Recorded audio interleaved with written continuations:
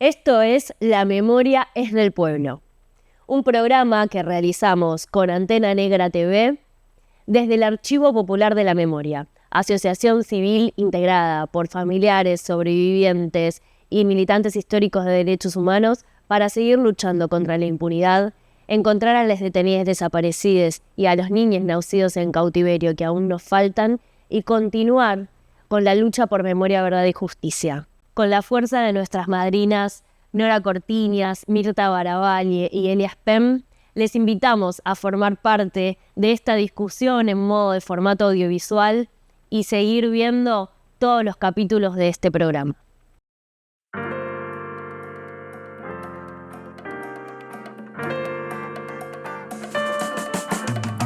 Todos los días vivo un rato, todos los días muero otro. Desde que era así, yeah. Su sonrisa sigue ahí.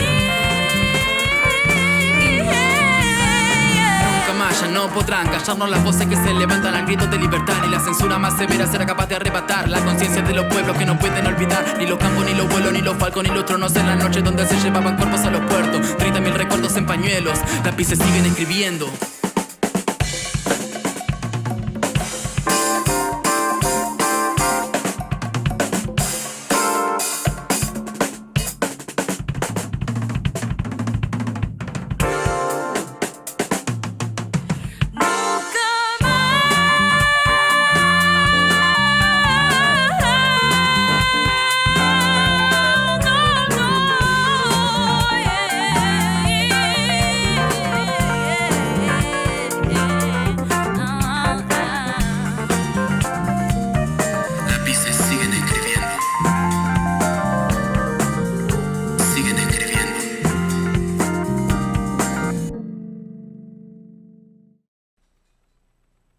Bienvenidos al primer programa La Memoria es del Pueblo. En esta ocasión vamos a contar con 3 bloques. El primero es un video que realizamos a Daniel Feirstein sobre conceptos iniciales. El segundo es una entrevista que tenemos por videollamada con Victoria Basualdo. Y el tercer bloque va a estar un compañero llamado Carlos Loza para contarnos sobre el movimiento obrero en los 70. Además, contamos con colaboraciones musicales de bandas que van a estar en los cortes entre bloque y bloque. Y así es como vamos a comenzar en el día de hoy.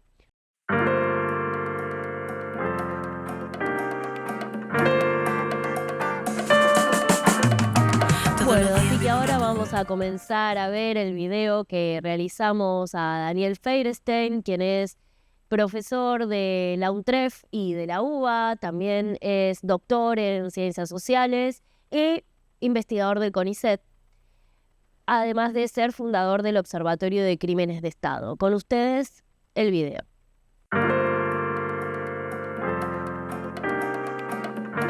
Bueno, el concepto de genocidio fue creado a partir de la experiencia del nazismo, ¿sí?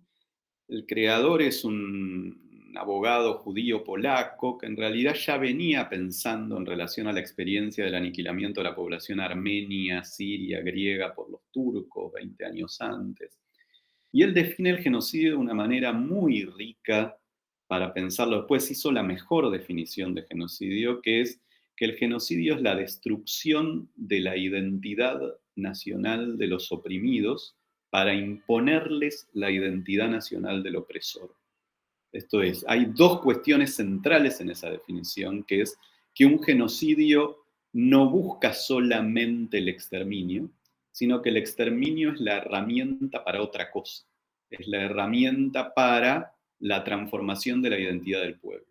Y que esa transformación de la identidad de un pueblo busca la opresión, esto es, busca imponerle la identidad del opresor al oprimido, esto es, que el oprimido a partir del terror piense como si fuera el opresor. Por eso en el campo de los derechos humanos el concepto de genocidio es claramente el más rico, porque da cuenta de esta lógica en la que se inscribe el terror y no solamente del terror. El problema de conceptos como crímenes contra la humanidad o terrorismo de Estado es que se centran en el terror, pero abandonan en ese centrarse en el horror el sentido del terror. Que el terror no es que ocurre porque hay gente malvada que quiere aplicar terror, sino que el terror tiene un sentido y ese sentido se vincula a esos dos elementos que planteaba Lemkin, la identidad y la opresión.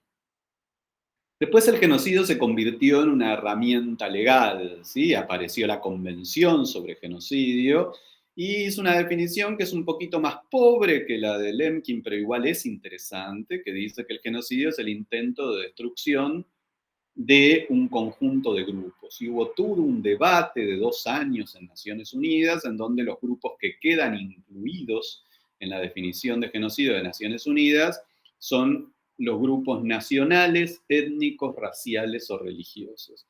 Y se excluyó en una maniobra muy compleja, porque habían sido inicialmente aprobados y se vota 2 veces, y se hace toda una maniobra en el año 48 para excluir a los grupos políticos. Eso para pensar experiencias como la Argentina, habíamos pensado que había sido un problema muy serio, pero en la causa en España, en el año 95-96, ante la Audiencia Nacional, se descubre algo que es riquísimo porque fue un descubrimiento técnico-jurídico, pero después conceptualmente mostró que tenía muchísima riqueza, que es que en verdad todos los genocidios, tal como había dicho Lemkin, en verdad siempre son intentos de destrucción parcial del grupo nacional en el cual el genocidio se implementa y que por lo tanto la cuestión del grupo político no era tan importante, porque lo que hacen los genocidios, que es intentar destruir la identidad nacional de un pueblo, estaba en la convención. Y entonces esto es lo que presentan los querellantes argentinos y los querellantes españoles en España. Hubo mucho trabajo de un jurista argentino que vivía en España, un sobreviviente de la dictadura, que era Carlis Lepoy, el fiscal Castresana, y esa lógica es la que va después a entrar en los tribunales argentinos a partir de la reapertura. Ahora, eso que parecía una salida técnica jurídica fue un giro fundamental conceptual, porque permitió entender el corazón del proceso genocida, que es que incluso en Argentina, si lo pensamos solamente como el aniquilamiento de grupos políticos, en realidad reducimos el sentido del genocidio. Porque el genocidio va mucho más allá de los grupos políticos que aniquiló. El genocidio no buscaba solamente erradicar organizaciones populares que habían decidido vincularse a la lucha armada como Montoneros o el ERP o la FAR o la FAL, sino que también buscaba desarmar toda la estructura del movimiento sindical, desarmar la estructura comunitaria de los ámbitos barriales, desarmar un modo de relación social que tenía que ver con esto de reorganizar al grupo nacional. Y lo interesante es que los genocidas argentinos le ponen ese nombre a su dictadura, que van a decir, nosotros lo que venimos a hacer es un proceso de reorganización nacional. Podrían haber dicho un proceso de reorganización política, pero no, dicen un proceso de reorganización nacional, y cuando lo explican, lo que plantean es que el objetivo era toda la nación argentina, que lo que buscaban era transformar la identidad de la nación argentina. Entonces, esto es como ocurre en la historia, ¿no? Que es muy interesante cómo una salida técnica jurídica nos dio mucha más potencia conceptual para pensar el genocidio, primero en Argentina, y después esa interpretación se ha utilizado en otros lugares del mundo. En la misma lógica se ha utilizado por la justicia de Bangladesh, se ha utilizado por la justicia colombiana, se está peleando en la justicia chilena, se ha utilizado en votos en disidencia en la justicia en Camboya, porque hace al corazón de lo que es un genocidio, que es esta destrucción parcial de la identidad del propio grupo nacional en la cual se implementa.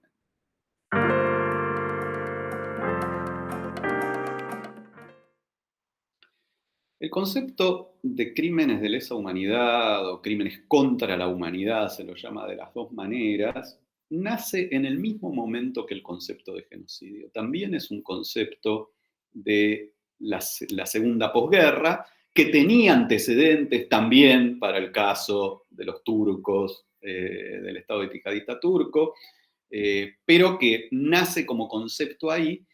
Pero sin embargo, aunque nacen al mismo momento y parece que son muy parecidos, son absolutamente polares. Esto es, el concepto de delito de lesa humanidad es el que se utilizó en Nuremberg para juzgar a los nazis. Uno tiene la idea de que a los nazis se los juzgó por genocidio, pero no. A los nazis se los juzgó por delitos de lesa humanidad.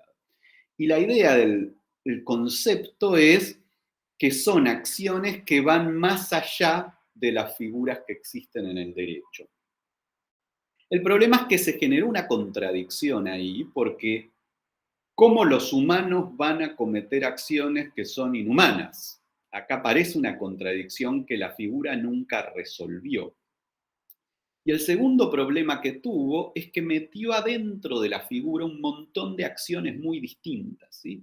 Los crímenes de lesa humanidad incluyen las matanzas, exterminios, persecuciones de todo tipo, incluso políticas, deportaciones, después se han agregado también las violaciones sistemáticas, incluye esclavitud, incluye tortura. Entonces el problema es que al tener tantas dimensiones, se ha transformado en un concepto demasiado amplio y que es lo que en derecho se llama un tipo penal abierto, que es un problema a la hora de los procesos de juzgamiento. ¿Por qué? Porque el tribunal puede poner adentro de esa bolsa todo lo que quiere, porque en la definición de delitos de lesa humanidad se incluye una parte que después en el Estatuto de Roma quedó como el inciso K, que es otros actos inhumanos. El problema es que otro acto inhumano es una figura abierta. El juez puede meter ahí todo lo que quiera. Por ejemplo, podría meter una acción terrorista. Por ejemplo, podría meter un femicidio. Por ejemplo, podría meter un secuestro con extrema violencia. Entonces, por un lado uno podría decir, bueno, es una figura que nos sirve para todo, pero si nos sirve para todo, indistingue un aniquilamiento sistemático de miles de personas de un hecho horroroso puntual. A lo largo del tiempo, el problema también que tenía la figura de crímenes contra la humanidad es que nunca se la termina de definir legalmente, todavía no existe una convención, se está trabajando en Naciones Unidas para generar una convención sobre los crímenes de lesa humanidad, pero todavía no existe. Hay una convención que dice que son imprescriptibles, pero no dice lo que son, ¿sí? Cuando se lo trató de recortar un poco, lo que se definió fue que los crímenes de lesa humanidad requieren dos condiciones, pero que es una de las dos, una o la otra, no necesariamente las dos juntas, que sea un ataque masivo o un ataque sistemático, o un ataque masivo y sistemático contra población civil. Esto lo definió un poco mejor, pero todavía tiene estos problemas. Uno, que es muy amplio, ¿sí? Los ataques masivos o sistemáticos contra población civil pueden ser muy distintos, por motivos muy distintos, de manera muy distinta, con características muy distintas. Y por otro lado, que no está en la propia definición del concepto el sentido de ese ataque. Esto es, solamente queda claro, a diferencia de genocidio, que se lleva a cabo un ataque. Pero la cuestión de la identidad del grupo, la cuestión de la opresión, que eran las dos cuestiones centrales del concepto de genocidio, en crímenes contra la humanidad quedan ausentes. Como es una figura tan abierta, el derecho internacional la utilizó muchísimo más que la de genocidio. Entonces, cuando uno ve los fallos de la justicia internacional, en casi todos los casos se decide que son delitos de lesa humanidad porque es mucho más fácil de probar y se olvidan de la posibilidad de avanzar en la calificación como genocidio porque hay que probar la intención de destrucción del grupo, que es mucho más difícil. El concepto de terrorismo de Estado es un concepto que fue creado en Argentina. Esto es un concepto que después se va a internacionalizar, pero es creado por Eduardo Luis Duhalde para pensar la experiencia argentina. En realidad, él lo crea al revés el concepto y no es menor. Él lo que crea es el concepto de Estado terrorista. Y el concepto de Estado terrorista en su libro, El Estado terrorista argentino, venía de la mano del concepto de genocidio. Entonces, en el libro de Duhalde hay como 500 referencias a lo que ocurrió en Argentina como genocidio, pero lo que dice es, fue un genocidio, pero la forma específica de ese genocidio fue utilizando un Estado terrorista. ¿Qué quería decir que el Estado era terrorista? Que se dividía en su acción en el plano de la estructura legal y la estructura ilegal. Esto es, que era un Estado que podía articular esos dos planos, del plano legal y el plano ilegal, en su acción, y que de esa manera generaba terror. El aporte de Duhalde fue muy importante. El problema, a mi modo de ver, es cómo lo nominó. ¿Sí? En ese momento era cuando empieza, porque la acusación de terrorismo es bastante tardía en Argentina hacia las fuerzas populares. Primero se los trataba de subversivos, después se los empieza a tratar de terroristas. Y entonces lo que buscaba Duhalde era decir, el terrorista es el Estado, no las fuerzas populares que el Estado persigue. El que genera terror en la sociedad es el Estado. Y eso fue muy interesante del aporte de Duhalde.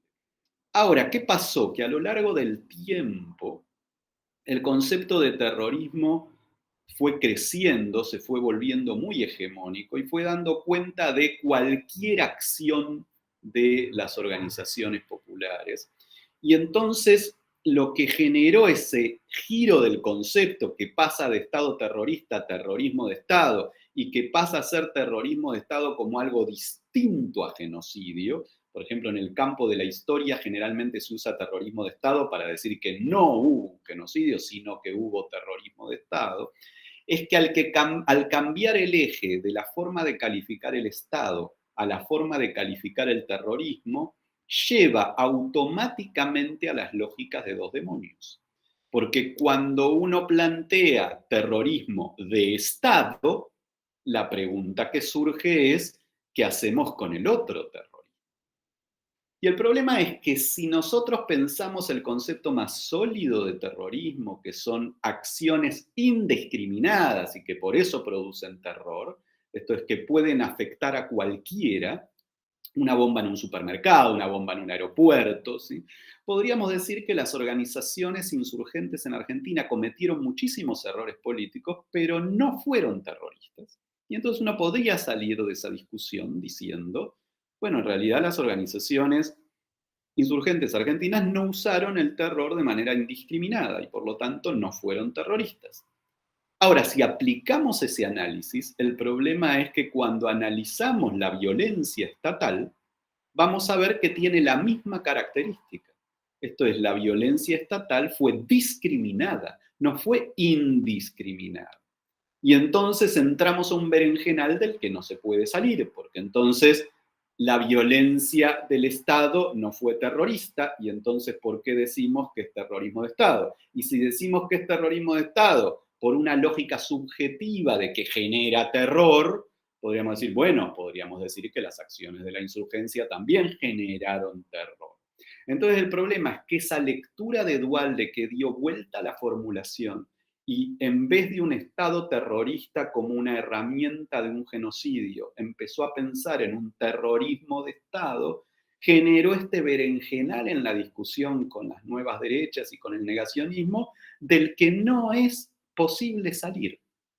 Porque como es errónea la calificación de terrorista para el Estado, o es demasiado subjetiva, si utilizamos la definición más sólida y consistente, ninguna de las fuerzas fue terrorista, ni la insurgencia ni el Estado. Si utilizamos la interpretación más abierta y más subjetiva, generan terror, bueno, podríamos decir que ambos en su modo generaron formas de terror. Y entonces por eso me parece que es el concepto menos potente hoy para pensar la experiencia, pese a que fue el más utilizado en la década kirchnerista, y esto es un problema. Todos nuestros museos, todos nuestros recordatorios, todos nuestros monumentos dicen terrorismo de Estado. Creo que esto explica algunos de los problemas en la disputa por el sentido que tenemos hoy, ¿sí? que es que abrimos un campo sin pensarlo demasiado que conduce a un berenjenal, ¿sí? Y del que creo que hay que retirarse para volver a los conceptos clásicos con los que se refería a la experiencia, que fueron el de genocidio en su momento, el de dictadura militar, el de represión, ¿sí? Que eran los conceptos que surgieron en el momento del fin de la dictadura, ¿sí? Y que daban cuenta quizás de un modo más preciso y más consistente de lo que ocurrió en la experiencia de Argentina.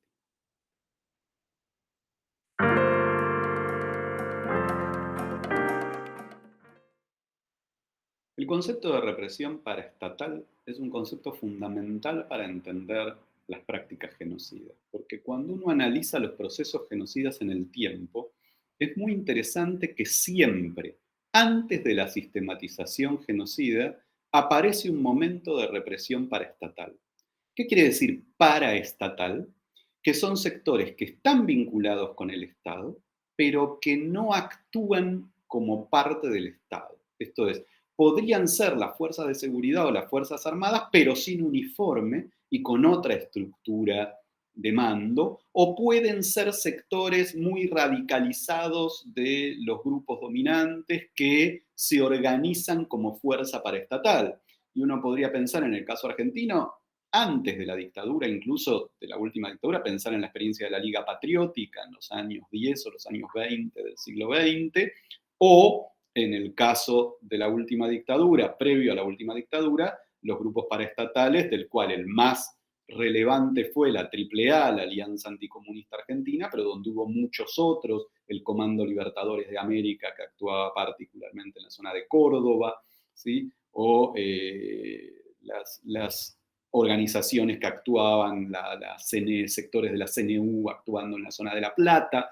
Digo, hay una cantidad de grupos distintos, hubo grupos propios actuando en Mendoza, que da cuenta de justamente una estructura que lo que va generando es el inicio de prácticas que después van a confluir en un proceso genocida y va tanteando su posibilidad en varios niveles, ¿sí? Por un lado, va entrenando a aquellos que luego van a ser los genocidas en acciones que son difíciles para cualquier fuerza armada, ¿sí? Y que estas bandas las van entrenando. Va generando una situación de aumento del aislamiento de aquellos que son perseguidos, porque esta violencia que se vive cotidianamente lleva a los que son perseguidos a encerrarse, y ese encierro en sus propios barrios, en sus propias zonas, en sus propias casas, los aísla del conjunto social y genera en la sociedad una situación de caos que va a legitimar la posibilidad de darle más poder a las Fuerzas Armadas o a las fuerzas de seguridad. Entonces es fundamental observar ese momento de represión paraestatal porque es un momento previo a los procesos genocidas, pero que es parte de los procesos genocidas. Es previo a la sistematización del exterminio, pero en general es muy difícil encontrar un genocidio donde esto no haya ocurrido, donde no haya habido previamente una forma paraestatal de ejercicio de la violencia.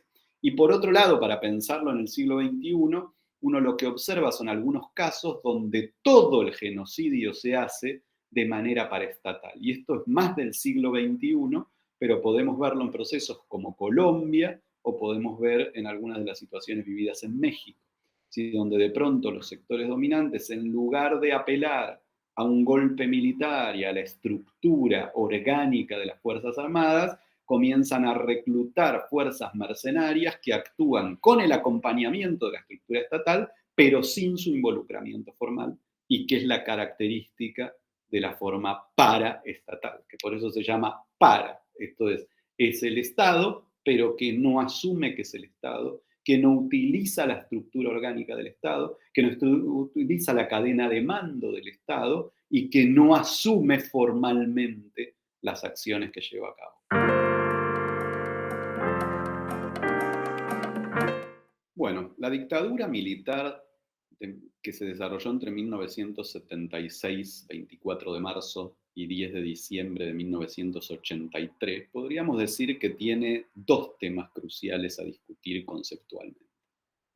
El primero es cómo denominarla como dictadura, que creo que hay acuerdo siempre que es una dictadura, pero durante muchos años se planteaba la idea central de que es una dictadura militar. Y yo, bueno, como ochentoso, digamos, de esos años, me sigue gustando ese modo, en el sentido de decir, los militares fueron los que estuvieron a cargo de la gestión tanto política de esa dictadura como de la gestión del proceso genocida en los campos de concentración. Lo que pasa es que los militares, había dos cuestiones más, estuvieron al servicio de un proyecto que excedía a los militares, que era el proyecto del poder económico en la Argentina, y hubo una cantidad de cómplices no militares de ese proceso. El problema es que al tratar de abordar esos problemas que eran muy importantes, se generó esta idea de una dictadura cívico-militar, que creo que fue un problema conceptual serio, porque la idea de que la sociedad se divide en civiles y militares es la idea de los militares. Y en verdad, poca gente identifica cívico con el poder empresarial, con el poder económico. Entonces, fue una forma de resolverlo fallida, y que al final es la forma más utilizada por el negacionismo para referir a la dictadura, porque termina quitando la importancia al actor militar en un contexto donde se lo quiere relegitimar. ¿Sí? Porque si uno dice cívico-militar, primero está cívico, y parece que los militares estaban al servicio de lo que se entiende como cívico, que son los partidos políticos. Entonces es una perspectiva que terminó sirviendo más para la antipolítica que para denunciar al poder empresarial, al que había que haberlo llamado, o al que hay que llamarlo, poder empresarial, no cívico. La segunda cuestión que se discute es la cuestión de las fechas. ¿Sí? ¿Por qué? Porque el genocidio no empieza con el golpe militar de la dictadura. El genocidio empieza antes. El genocidio empieza bajo un gobierno democrático, bajo el gobierno de Estela Martínez de Perón. Y el golpe militar viene a generalizar y sistematizar en todo el país lo que se empieza a hacer como laboratorio en la provincia de Tucumán desde un año antes. Entonces es importante tomar las dos cosas en cuenta. Primero, que las distintas participaciones en el genocidio deben ser nominadas con mayor precisión, que los militares tuvieron un rol central, que la dictadura es una dictadura militar, que estuvo al servicio del poder económico y que tuvo complicidad de otros sectores, jueces, miembros de la iglesia, ¿sí? Periodistas, pero la complicidad no es equivalente a la gestión del proceso. Y entonces por eso a mí me sigue gustando la idea de dictadura militar. Y por otro, que la dictadura militar entonces tiene un periodo muy claro, que comienza el 24 de marzo de 1976, termina el 10 de diciembre de 1983, cuando asume el gobierno institucional de Raúl Alfonsín.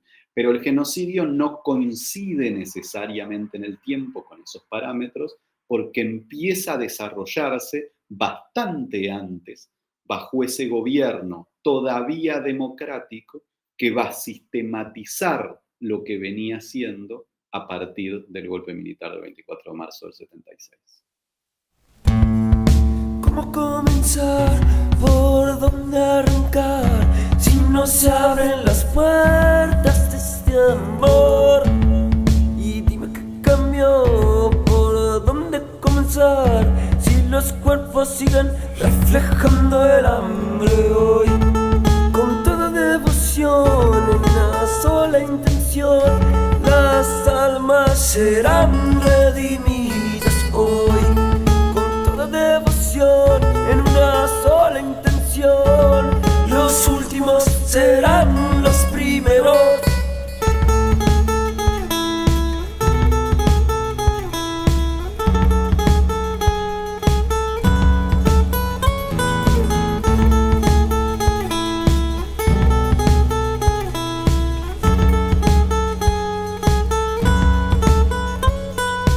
Fácil, lo que queremos se hará tan fácil.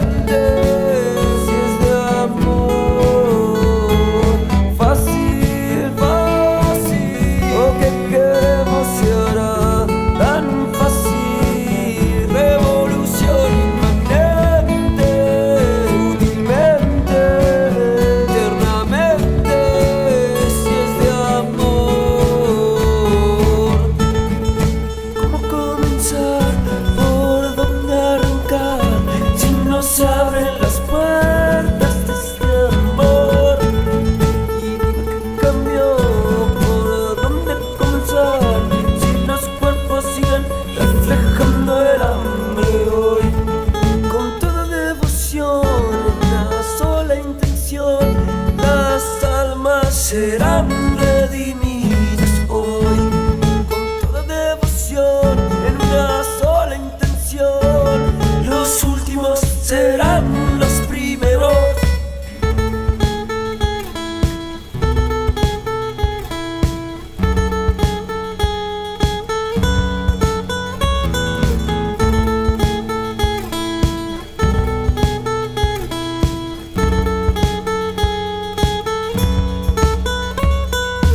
Fácil, fácil, lo que queremos se hará tan fácil. Revolución inmanente, sutilmente, eternamente, si es de amor. Fácil, fácil, lo que queremos se hará tan fácil. Revolución inmanente, sutilmente, eternamente, si es de amor. Dime qué cambió, por dónde empecé. Los cuerpos siguen reflejando el hambre hoy.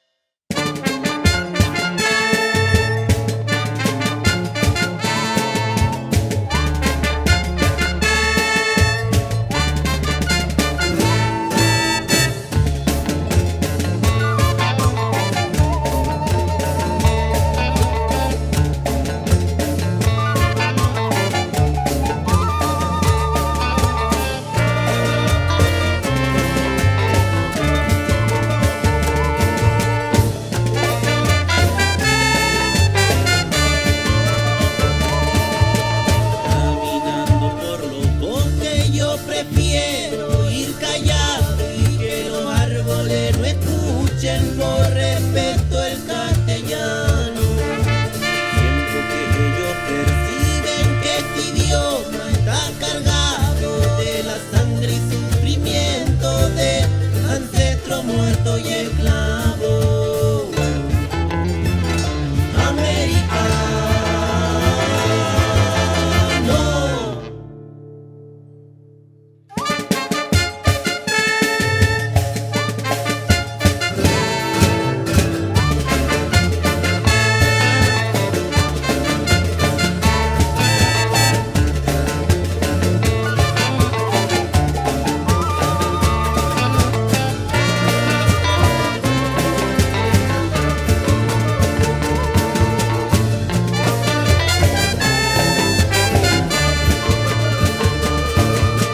Se asesinaban guaguitas destrozándolas contra los árboles. No hubo aquí un descubrimiento, aquí hubo una catástrofe.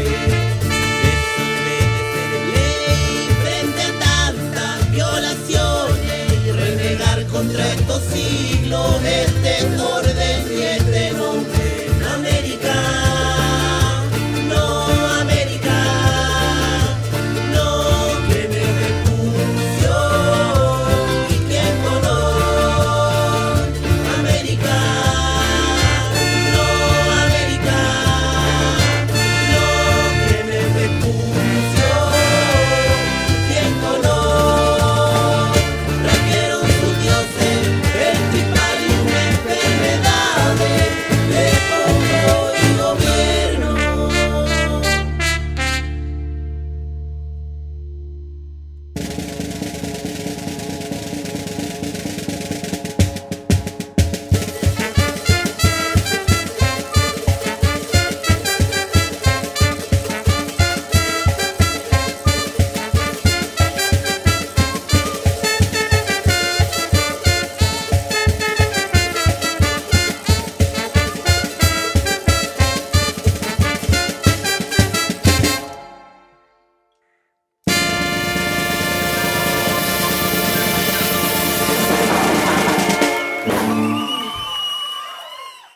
Seguimos con este segundo bloque del programa Las Memorias del Pueblo, con una nueva invitada, una gran compañera, Victoria Basualdo. Ella es investigadora del CONICET y del área de Economía y Tecnología de Flaxo. Nos encontramos con ella virtualmente, pero también en vivo, y aquí la encontramos. Hola Victoria, ¿cómo estás? ¿Cómo estás, Lucía? Un gran gusto estar en contacto. Bien, gracias por estar acá entre nosotros, por este programa, este primer programa. Bueno, nos parece importante poder con tu presencia para tocar un tema que muchas veces no se entiende vinculado con la lucha contra la impunidad y los derechos humanos, pero que nos parece fundamental y nos interesa que lo puedas desarrollar para poder generar este intercambio respecto a lo que es la importancia estratégica de la industria siderúrgica en la economía argentina, sobre todo en el periodo de los 70. ¿Qué nos podés contar al respecto, ya que vos tenés grandes conocimientos e investigaciones sobre el tema? Bueno, creo que sí, que es un tema central, muy actual además, en términos de la importancia del sector industrial en su conjunto para la economía del país, para tener un proyecto de desarrollo. Y entre los años 50 y 70, lo que denominamos segunda etapa de la industrialización por sustitución de importaciones, la segunda ISI, claramente la industria siderúrgica fue uno de los núcleos, junto con la automotriz, junto con el complejo metalmecánico en su conjunto, con la industria química, fueron actividades industriales muy importantes para esta profundización del desarrollo del sector industrial. Por supuesto, como siempre, el desarrollo de estas actividades está atravesado por grandes debates. Podemos detenernos en muchos. Por un lado está la cuestión tecnológica, pero había dos debates centrales que tienen que ver con el papel del Estado en esta industria estratégica. Esto es algo que venía siendo discutido ya desde el primer peronismo, cuando se empezó a discutir lo que conocemos como modelo sabio, que justamente llamaba a una intervención activa del Estado en la producción siderúrgica y que concebía esta producción siderúrgica como madre de industrias. ¿Esto qué quiere decir? Que si uno quiere profundizar el desarrollo industrial como un eje central para la soberanía económica, para poder disponer de un país que pueda hacerse cargo de algunas de las cuestiones clave de su producción, bueno, se necesita acero, ¿no? Para la producción de maquinaria, para la producción de una gran cantidad de materiales que nutren a otras actividades industriales. Por eso el proyecto de SOMISA, que se inicia durante el segundo gobierno peronista, durante esa década, que en realidad se inaugura recién en 1961, pero que tenía sus raíces en la década del 50, bueno, encarna un tipo de concepción en la cual el Estado tenía que guiar, hacerse cargo y orientar estratégicamente lo que se consideraba como una industria central, ¿no?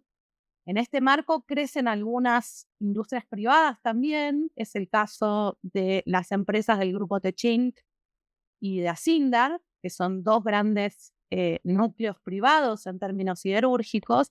Y a mediados de los años 70 hay una discusión muy fuerte respecto de cuál es el papel del Estado y del sector privado en esta producción siderúrgica. Yo decía que había varios debates porque por un lado tenemos eso, digamos, el pedido de autorización para la integración en el caso de Asindar, un pedido especial para poder integrar todo el proceso y que el sector privado pudiera controlarlo, lo cual rompía el modelo sabio anteriormente vigente. Pero además había una discusión también muy fuerte respecto del papel de la clase trabajadora en esta producción industrial, ¿no? Claro. Durante los años 60 y 70 hubo procesos de organización que mostraban las malas condiciones de trabajo, los desfasajes salariales respecto a lo que debían estar cobrando estos trabajadores, las dificultades para la organización sindical y un bloqueo enorme en términos de las posibilidades de organización. Sabemos que la siderurgia está dentro de la actividad metalúrgica y por lo tanto el sindicato que correspondía era la UOM, la Unión Obrera Metalúrgica. Y había muchas disputas dentro de la propia UOM, dentro del sindicato, respecto de la orientación de la acción sindical, como sabemos que fue la característica durante toda la historia del movimiento sindical, pero particularmente entre los 60 y 70. Sí. Había todo un sector del sindicalismo que se identificaba con principios de articulación, de conciliación, por un lado de movilización y lucha, pero por otro lado de negociación muy fuerte con las patronales, y otro sector del sindicalismo que, identificado con las banderas combativas, en realidad dio una disputa muy fuerte en términos de pensar a la organización obrera como punto de partida para un proceso de transformación social. Claro. De la mano de lo que fue el Cordobazo, las rebeliones obreros estudiantiles de fines de los 60, la disputa a comienzos de los 70. Entonces, esta actividad tan importante de la que hablábamos, que con toda razón marcabas como un núcleo importante, la actividad siderúrgica fue eje de estas dos cuestiones. Por un lado, una discusión muy fuerte respecto al papel del Estado, si el sector privado es el que domina, articula y marca el ritmo, y cuál es el papel del Estado que históricamente se había concebido como articulador y eje central dentro de la actividad siderúrgica, y por otro lado, cuál es el papel de la clase trabajadora. ¿Y qué tipo de sindicalismo tenía que haber en esta madre de industrias, en esta actividad siderúrgica? Sí. Y todo esto, por supuesto, en una segunda industrialización sustitutiva que luego se vio brutalmente interrumpida a mediados de los años 70 por el golpe, ¿no? Por el cambio de plan económico ya desde antes, desde el 75, lo sabemos, Rodrigo Mondelli, justamente en un contexto de enorme activismo obrero, de enorme lucha obrera, para marcar la presencia de estos sectores combativos que ya eran muy perseguidos en ese momento, y por otro lado con lo que fue luego el plan Martínez de Oz, que claramente apuntó a interrumpir la articulación estratégica del Estado, que claramente apuntó a quebrar definitivamente este modelo sabio y apuntó a desarrollar un modelo de valorización financiera que cambió drásticamente estas bases económicas de las cuales estamos hablando para la segunda industrialización sustitutiva. Es impresionante lo que estás comentando, Victoria, respecto a que la industria siderúrgica en Argentina era una base muy importante para el desarrollo económico de nuestro país, y cómo luego cuando en los sectores dominantes quieren transformar el modelo económico del país, también ponen en discusión de qué manera desarrollar o no esta industria y cómo conniven estos intereses de estos sectores económicos con la burocracia sindical, por un lado, y por el otro lado también los empresarios, ¿no? ¿Qué nos podés decir respecto a la responsabilidad empresarial de estos gerentes, de aquellas empresas que formaban parte de la industria siderúrgica, respecto a la represión a los trabajadores, ya que, como bien decías, existía otro tipo de propuesta por parte de los trabajadores para poder desarrollar el país a través del logro de las conquistas que estaban planteando? Mira, es muy importante esto que decís, efectivamente esa disputa que uno ve a mediados de la década del 70, y además en el caso de la siderurgia claramente marca una disputa anticipada, ¿no? Digo, en el caso de Asindar, uno de los casos más emblemáticos, más importantes de la producción siderúrgica, junto con el grupo Techint, no querría dejar de lado a Techint de ningún modo. Sí. Ambos grupos económicos estuvieron muy directamente vinculados con la represión a los trabajadores y trabajadoras, ¿no? Y sobre todo a los sectores combativos. Y esto en el caso de Asindar ocurre en 1975, ocurre antes del golpe, un año antes del golpe, con un operativo monumental que se desarrolló en toda la zona, en todo el cordón industrial. Por esto que decía, porque en realidad este proceso de represión se da en un contexto de articulación de los sectores combativos a nivel nacional, en el contexto de las jornadas de junio y julio, en el contexto de las coordinadoras interfabriles, de la organización desde estos delegados y comisiones internas y órganos de base en torno a exigir a sus propios sindicatos posturas mucho más combativas y mucho más confrontativas que las que estaba intentando conseguir la dirección de la burocracia sindical a nivel nacional. Y en el contexto de este proceso se produce una represión monumental que está siendo investigada hoy en un juicio que va a llegar pronto a su sentencia, el juicio llamado Villazo o Asindar, que analiza justamente el proceso de represión a la clase trabajadora en 1975 y sobre todo entre marzo y mayo, entre el 20 de marzo y mayo, por 2 meses, cuando ante un proceso represivo tremendo, comienza a perseguirse a toda la dirección sindical, a sucesivas camadas de dirigentes sindicales, así como a una enorme cantidad de militantes que tenían que ver con este proceso de Villa Constitución. Lo que muestra el caso de Asindar y este proceso de militancia es la necesidad de ver el activismo obrero en vinculación con las organizaciones políticas y políticos-militares, no separar estas cuestiones como si fueran distintas, no porque no hubiera disputas, hubo enormes disputas sobre si las armas eran el camino o no, hubo sectores que las apoyaban, otros sectores que no. Sí, claramente hay un proceso de politización muy grande del movimiento obrero, no solo de estos casos aislados, sino de todo el cordón industrial y de distintos sectores del país. Había habido una avanzada en Córdoba en 1974, paralelo a 1975 está el operativo Independencia en Tucumán y el avance contra los trabajadores de la agroindustria azucarera, el avance contra la FOTIA.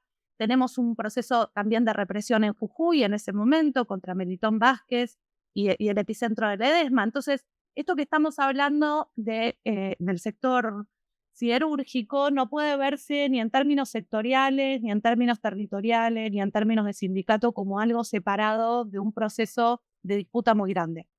Creo que si no vemos este proceso de disputa respecto de cuáles eran los proyectos de desarrollo del país, qué lugar tenía el sector industrial, qué lugar tenía el Estado en la promoción de industrias estratégicas, cuál era el lugar de los trabajadores y sus organizaciones en la disputa por la participación en el ingreso, pero además por la determinación de un modelo de país. No era únicamente una cuestión salarial, ni de condiciones de trabajo, ni de salubridad, que todo esto estaba sobre la mesa. Digo, lo mismo en cordón de zona norte Astarza, un emblema de la lucha por la salubridad obrera, por los comités de seguridad e higiene.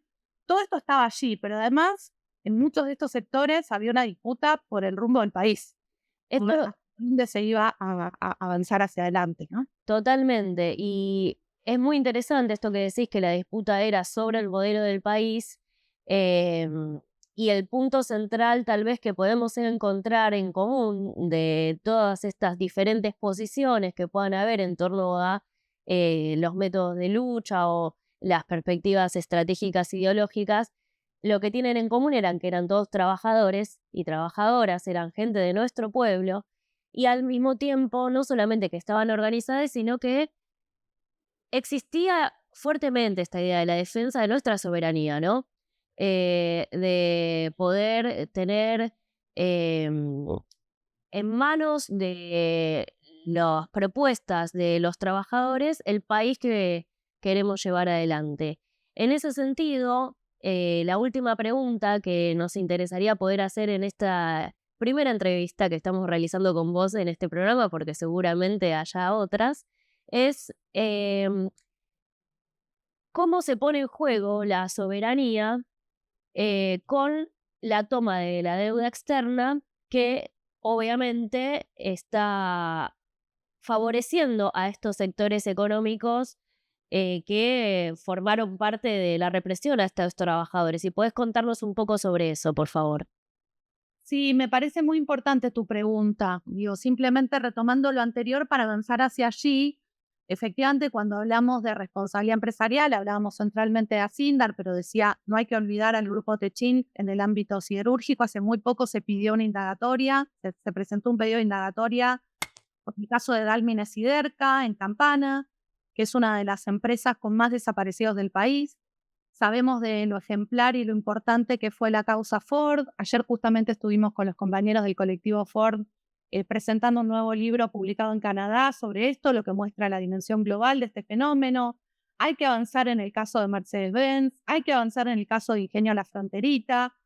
Todo el eje de responsabilidad empresarial nos permite ver cómo estos sectores de poder económico están directamente involucrados en la discusión sobre hacia dónde iba el país, involucrados en la política económica, en las transferencias del Estado al capital concentrado, en la provisión de cuadros estratégicos y también en la represión.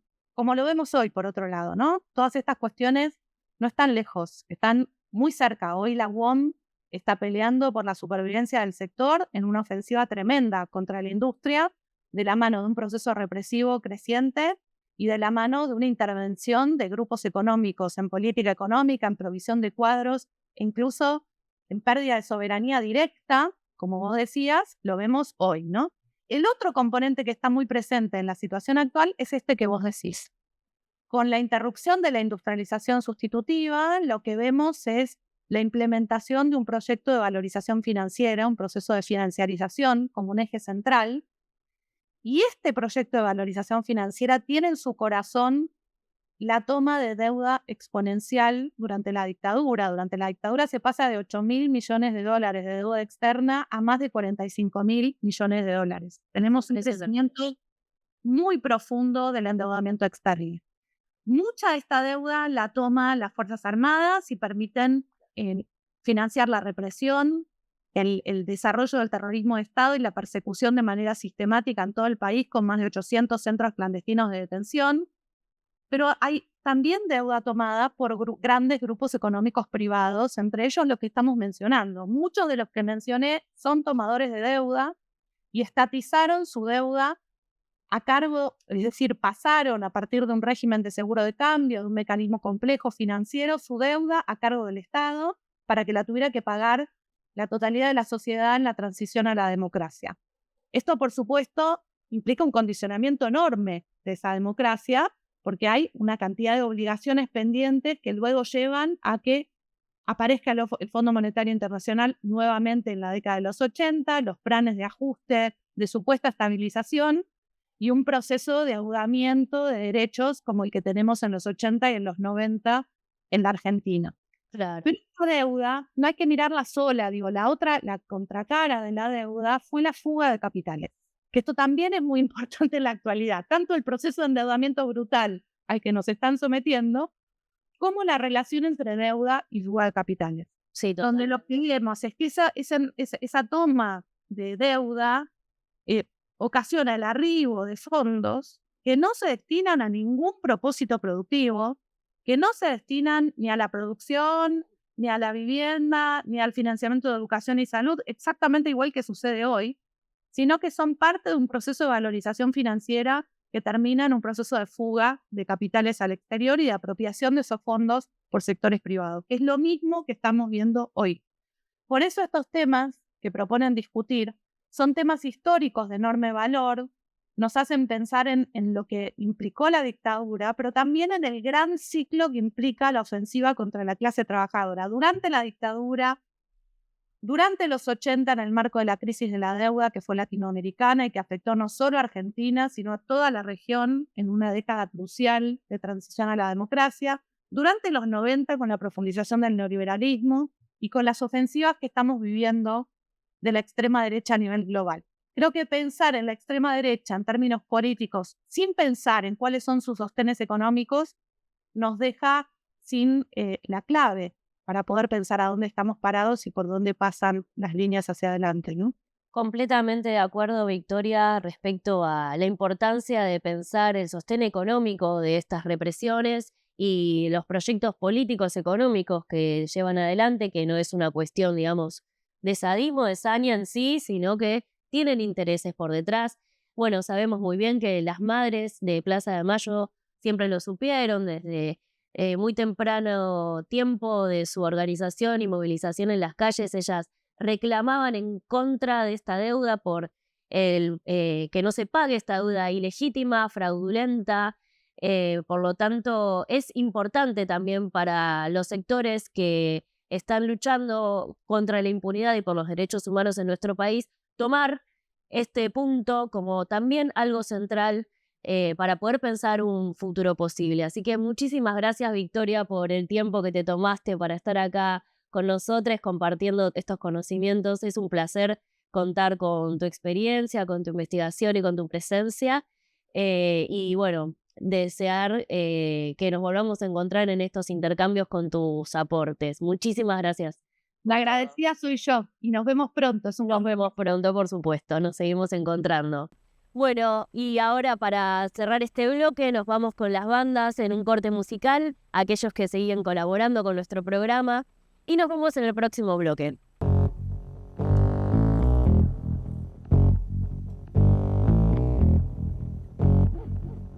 ¿Para qué quiero vivir con el corazón deshecho? ¿Para qué quiero la vida después de lo que me has hecho?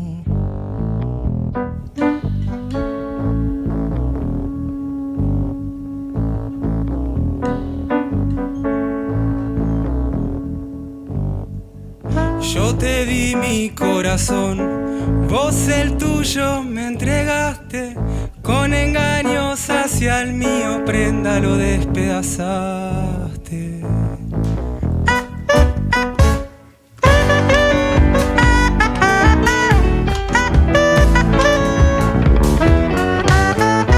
Ay, ¿por qué fuiste tan cruel?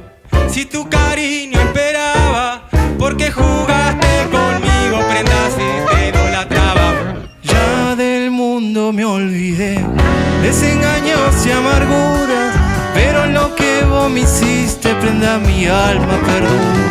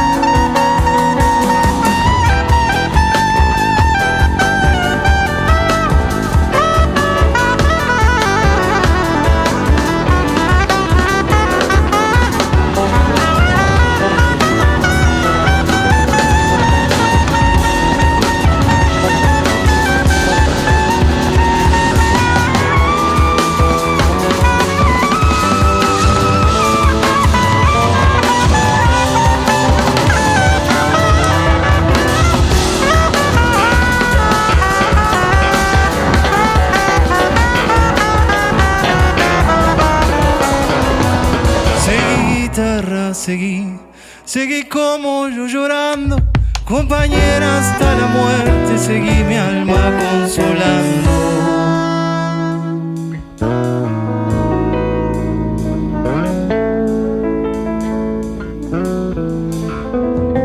No hay consuelo, ya lo sé, ¿para qué quiero buscarlo? Si tan deshecha tengo el alma, que inútil sería lograrlo.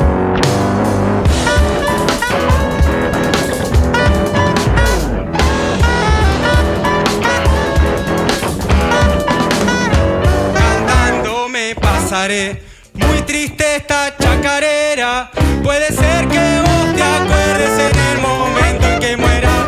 Seguí guitarra, seguí, prenda por lo que me hiciste, rayando toda la noche la chacarera de un triste.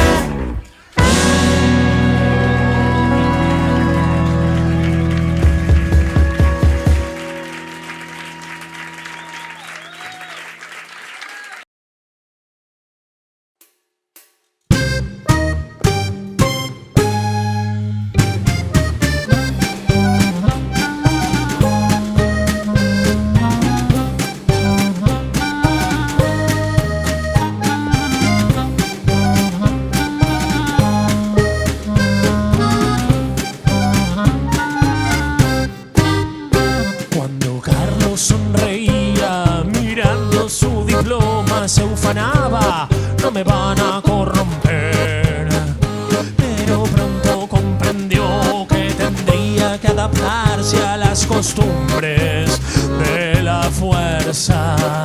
Aprendió a soportar el asco que le daba que le partan la cabeza a algún guachín o dos por día y hacer de tripas pelotón con lo que el resto le decía. Nunca olvides quiénes somos, buena gente.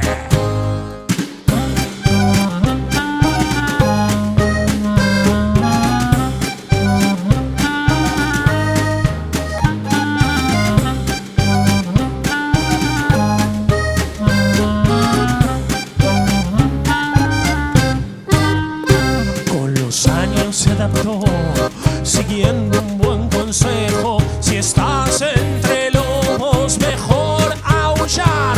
Destacó notablemente en las tareas represivas y la culpa fue escondiéndose en su orgullo. Pero todo era confuso sin calzar el uniforme, y al cerrar los ojos la noche se llenaba de fantasmas que reían y acosaban a un pichón que suplicaba: no se engañen, sigo siendo buena gente. Habrán sido entonces las ánimas de Lucianos y Facundos las que una noche desparramaran la conciencia de nuestro querido guardián de la ley por las paredes de su cuarto. Pero, ¿por qué? Porque si él siempre había sido un buen agente.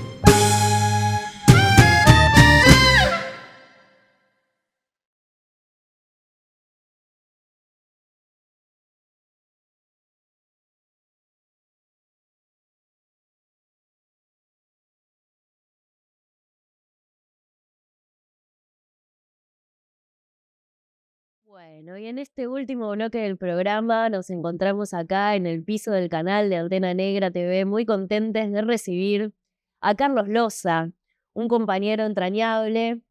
Es un compañero que él formó parte de la generación de los 70, de aquellos trabajadores que luchaban por mejorar sus condiciones y también por una transformación radical de esta sociedad.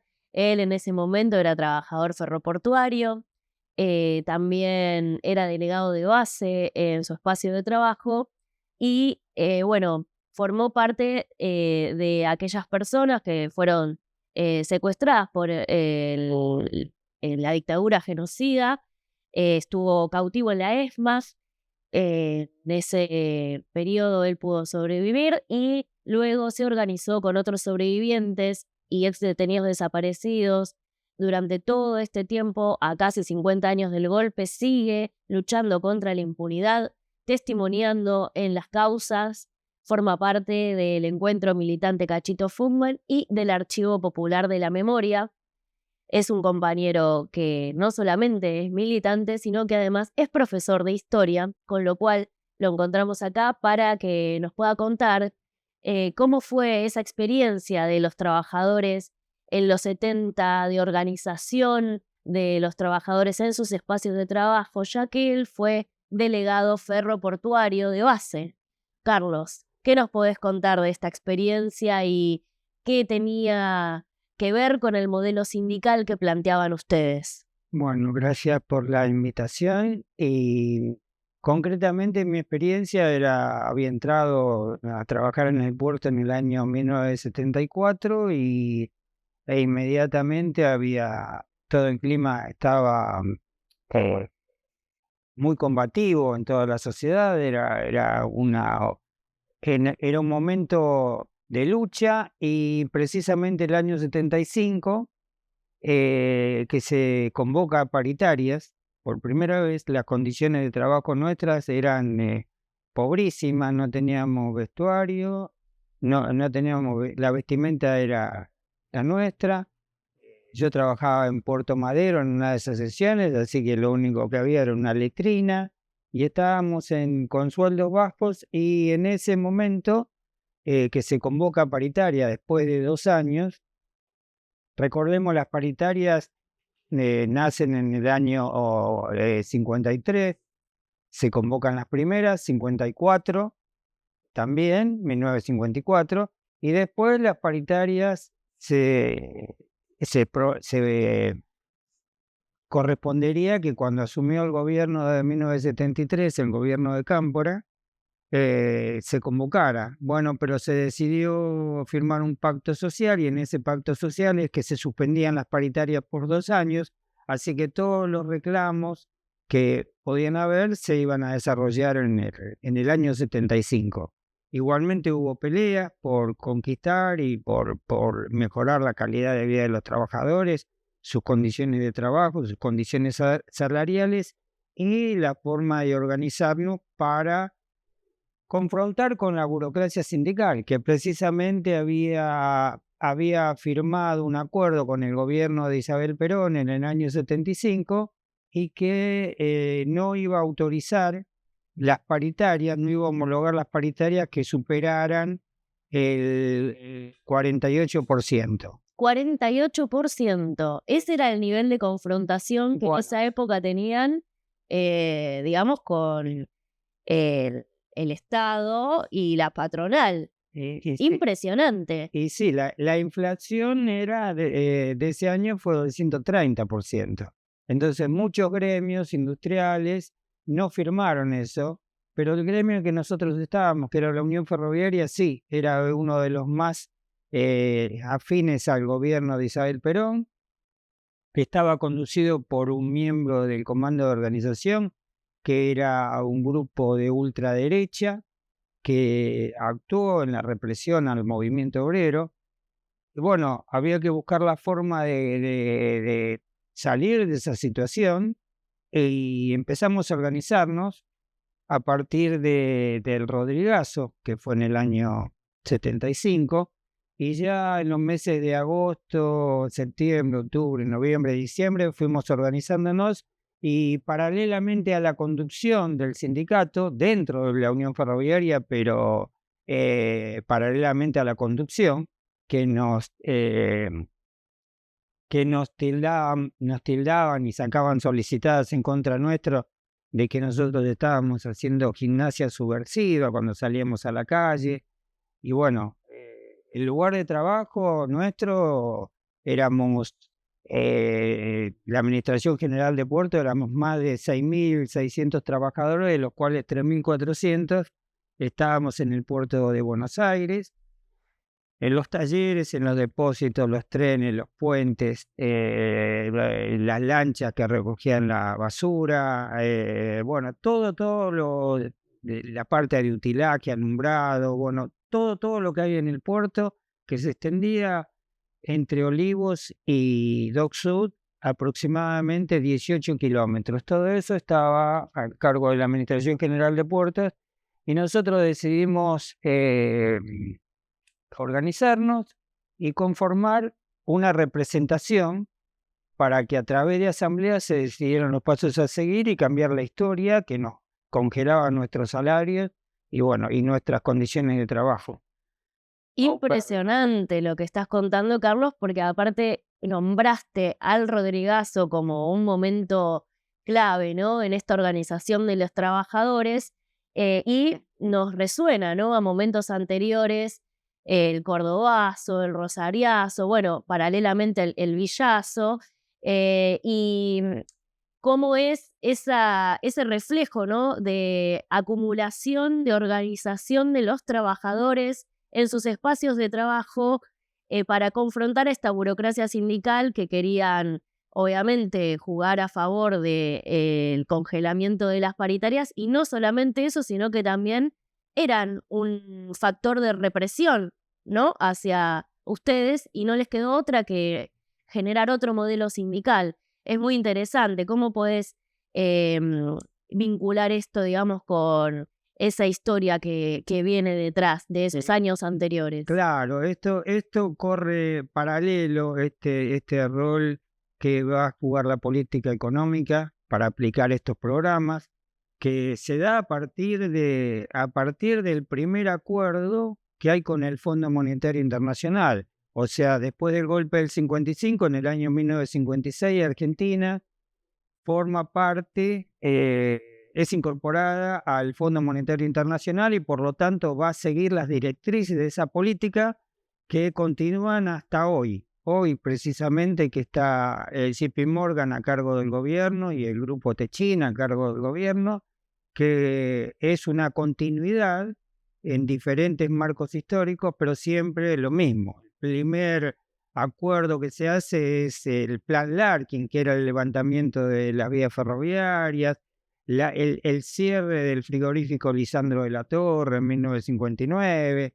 Bueno, todas medidas del libre mercado y que se repitieron constantemente con Alzo Garay, en el gobierno de Onganía, en el gobierno de Isabel Perón, y que siguen hasta la actualidad. Ajustes permanentes, condiciones, empeorar las condiciones de trabajo de los trabajadores, y un proceso que a partir del 75 ya el Fondo Monetario Internacional tiene un proyecto de desindustrializar el país y de endeudamiento externo. Entonces, que se llama el proceso de valorización financiera, o sea, que deciden ellos que la renta que van a obtener va a ser de la especulación de la deuda externa que continúa vigente y que cada vez crece más. Pero paralelo a eso había un sistema de confrontación. Podríamos referirnos, por ejemplo, a la huelga, a la huelga al plan de lucha de la CGT en 1964, que se llevó adelante y que implicó la toma de 11.000 establecimientos. 11.000 establecimientos fabriles. Fabriles tomados entre mayo y junio del 64. Y luego ese plan de lucha siguió en el 65 y luego vino el golpe de Estado del 66. Claro. Y el cierre de ingenios en Tucumán, y ahí aparece una de nuestras principales compañeras, Hilda Guerrero de Molina, que encabezando la lucha como trabajadora de los ingenios y además participando de las ollas populares y de los comedores, en el año 67, en enero del 67, es asesinada.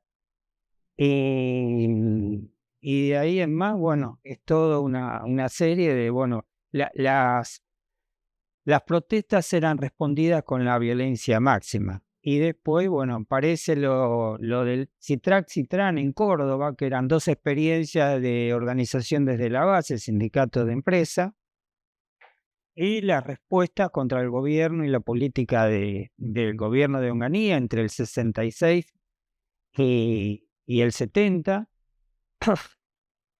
y que dio origen a lo que se conoció después como movimientos sociales amplios de bases, como el cordobazo, el rosariazo, el tucumanazo, el choconazo, bueno, en casi todo, o campazo en Santa Fe, bueno, y un movimiento, sublevaciones populares prácticamente que desgastaron a ese gobierno. Fue desplazado Onganía, la misma dictadura, siguió otro general, Levingston, y después Lanusse, que se vieron obligados por esta resistencia que hubo a convocar elecciones para el 73. Pero en ese interín, en esa lucha que se iba dando de los trabajadores para desgastar al gobierno, esta dictadura no estaba sola, porque había un sector de la burocracia, los participacionistas, como Bandor y otros, que era el secretario general de la UOM, que decidieron acordar con la dictadura, igual que el de Lucifuerza, Tacone, y bueno, participar del gobierno. Tanto es así que ya para el año 68, podemos decir, se hace un congreso de la CGT y se conforma lo que se dio en llamar la CGT de los argentinos. Claro.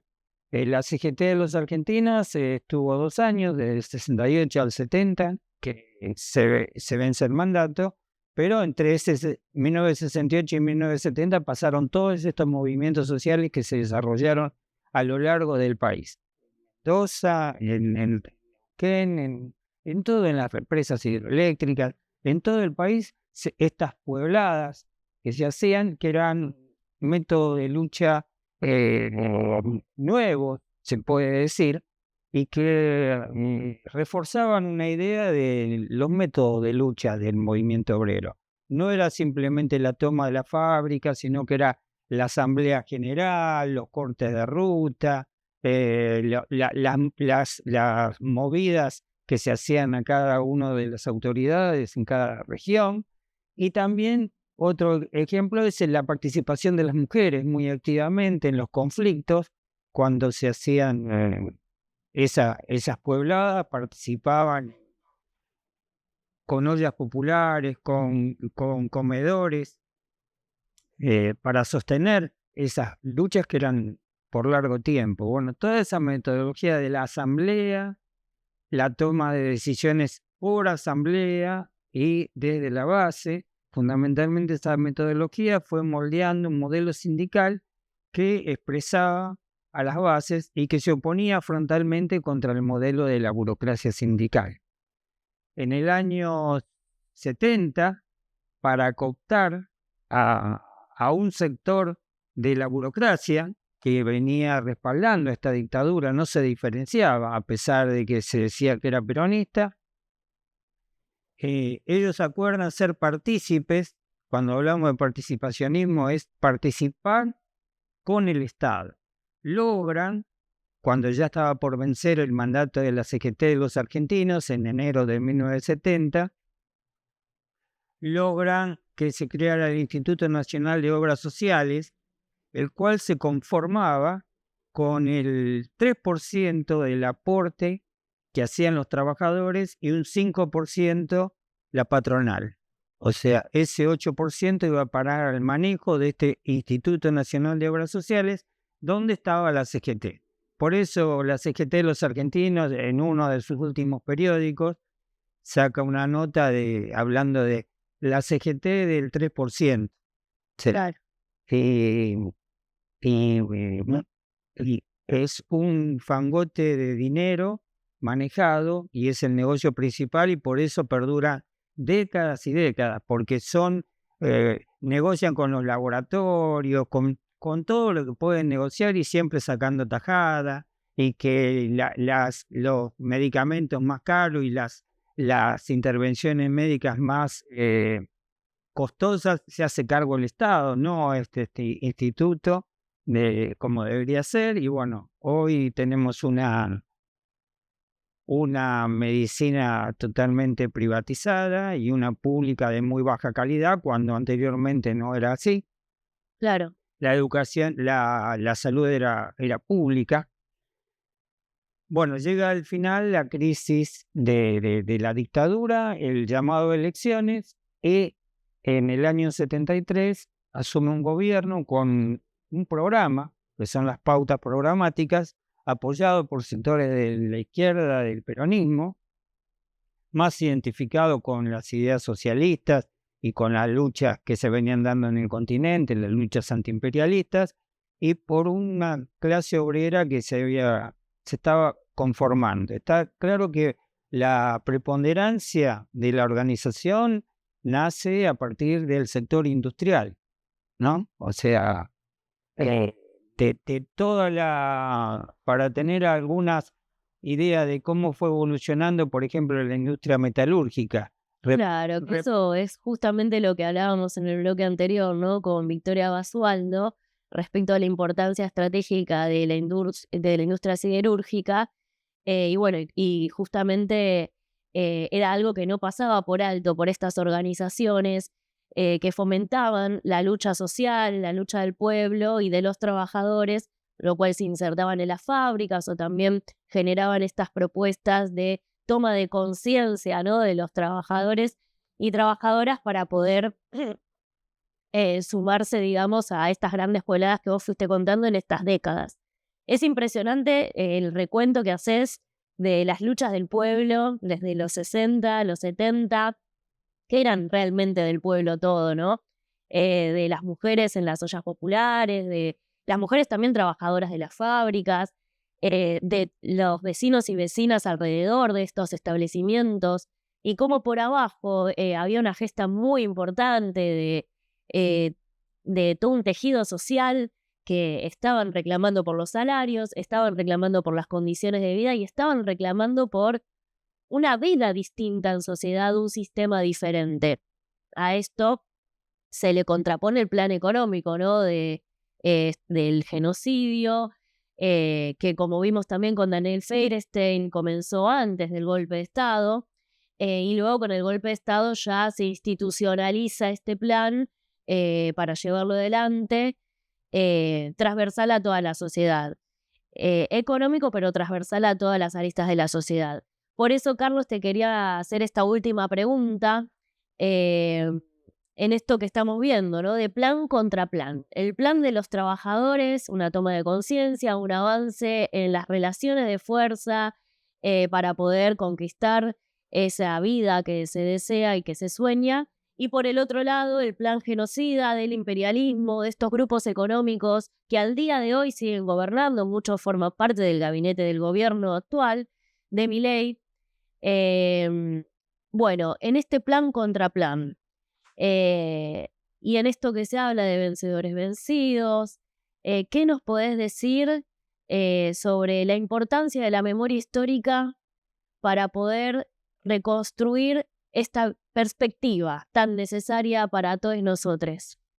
Bueno, fundamentalmente en lo del entramado social, que fue uno de los objetivos fundamentales del golpe de Estado. O sea, lo que venían a destruir era ese entramado social que además se complementaba con los sectores estudiantiles, universitarios y secundarios, pero fundamentalmente universitarios, donde los médicos, la gente que trabajaba en arquitectura o en alguna, los abogados, hacían trabajo social y participaban de esto. Entonces ese entramado social se sostenía y se reforzaba continuamente.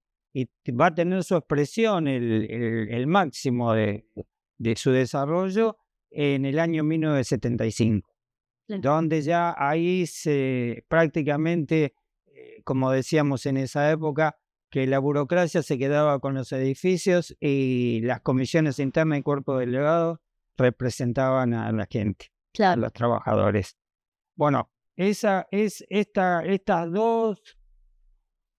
líneas que corren paralelas entre el plan económico del imperialismo y la lucha de los trabajadores van a confrontar muy seriamente en el año 75, cuando se produce el anuncio, por primera vez en junio de 1975, que es una parte muy importante de la historia del movimiento obrero, un ministro puesto por López Rega, que era el ministro que dirigía la AAA, va a anunciar un ajuste que es como el que se anuncia todos los días ahora, ¿no? O sea, devaluaciones, aumento de precios, congelamiento de salarios, todo lo que ya sabemos, que parece siempre novedoso y lo vienen desde que uno era chiquito, ya venía escuchando estos temas y bueno, y nos decían desde Alzogará y todos los ministros que vinieron después lo mismo, pero tenía una particularidad porque no se había,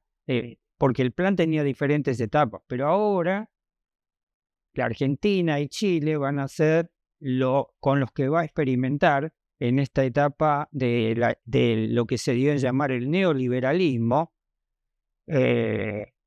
promovido por el gobierno de Reagan y de Thatcher en Inglaterra, pero fundamentalmente por los que dirigen el Fondo Monetario Internacional y las políticas en todo, por lo menos en la parte de Occidente.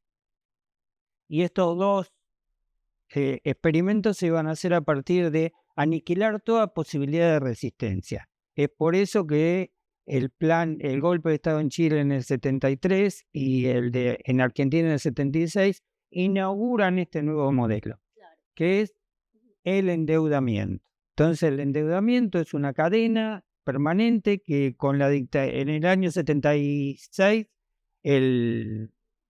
la deuda externa era 6.800 millones de dólares y cuando se va la dictadura era 43.000 millones de dólares.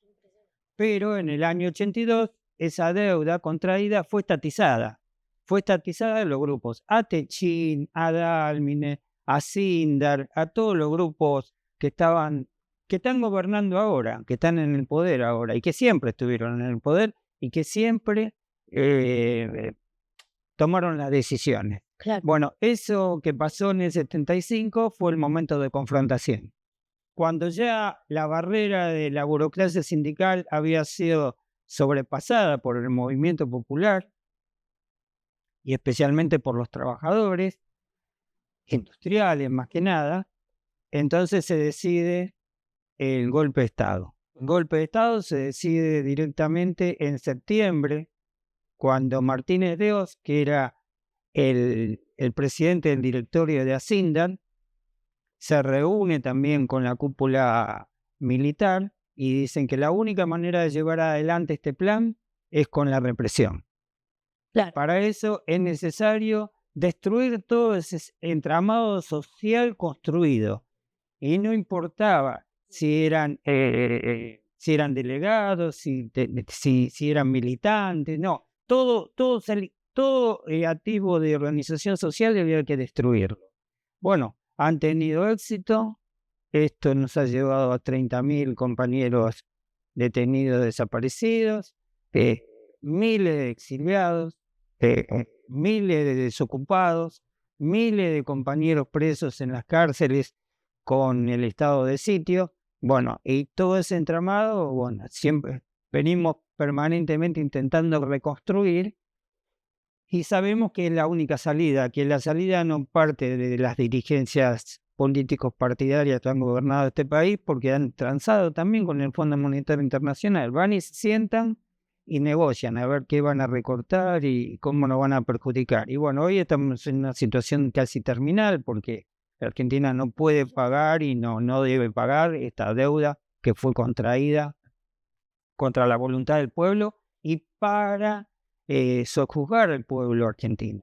Totalmente, Carlos. Bueno, realmente es un placer poder hablar con vos. Nos quedaríamos mucho tiempo más, pero es momento de ir cerrando la entrevista. Seguro haya otras oportunidades donde podamos tenerte en este piso, en este canal, para compartir muchas más experiencias. Y desde ya agradecerte nuevamente por estar acá. Realmente es muy importante escuchar en la propia voz de los protagonistas de nuestra historia, de nuestra clase, estas cosas, porque esta reconstrucción del tejido social lo hacemos de esta manera, haciendo memoria, construyendo con los compañeros y rearmando ese tejido social día a día en las escuelas, en los hospitales, en las universidades, en los espacios de trabajo, en los barrios, en todos lados, que esa es una manera de hacer memoria de forma viva, ¿no? De forma activa. Así que bueno, muchísimas gracias, Carlos, por estar acá. Un gusto realmente siempre tenerte cerquita. Bueno, gracias. Muchas gracias. Bueno, y ahora cerramos este programa, este primer programa. Felices de estar compartiendo con todos ustedes estos espacios, estos contenidos. Sabemos que lo importante acá es el encuentro, poder generar un debate, construir de conjunto en todos los espacios esta memoria para seguir encontrando la verdad y luchando por la justicia. Y como siempre decimos, la memoria es del pueblo. Muchas gracias. Hasta la próxima.